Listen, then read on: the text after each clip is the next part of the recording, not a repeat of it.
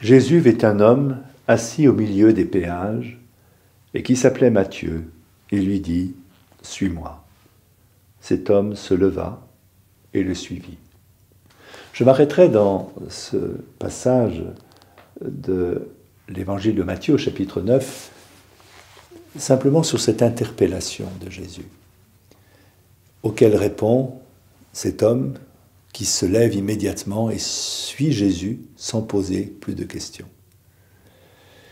La miséricorde de Dieu commence par une élection. Je pense bien sûr à ce merveilleux passage de l'Annonciation de la Vierge Marie. Après, il y aura le récit de la visitation. Et Marie chantera « Il s'est penché sur son âme servante ». Dieu choisit un être à partir de ses pauvretés. Jamais on n'aurait pensé que le Seigneur puisse poser la main sur un homme qui, comme un péager, un douanier, chargé de collecter les impôts, s'en mettait beaucoup dans sa poche. À l'époque de Jésus, ces personnes étaient déconsidérées. Ils étaient au service de la puissance occupante, dominatrice des Romains. Et on les vilipendait, et on les marginalisait. Lui, au contraire, Jésus choisit cet être. Jésus le regarda et l'aima, dira-t-on, à propos du jeune homme riche. Simplement parce que le regard de Jésus transperce le cœur de Matthieu. Celui-ci répond immédiatement à l'injonction de Jésus, « Suis-moi ».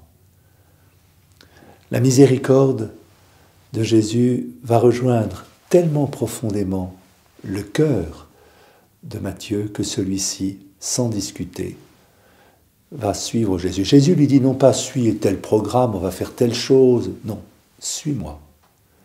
La vocation d'un disciple, c'est de suivre le Maître, dans une absolue confiance, sans savoir où ce Maître va le conduire, dans quelle aventure il va se mettre. Simplement, il le suit. Et cette miséricorde dont Matthieu va faire l'expérience en étant choisi par le Christ va marquer toute sa vie. Il va devenir un apôtre et un évangéliste.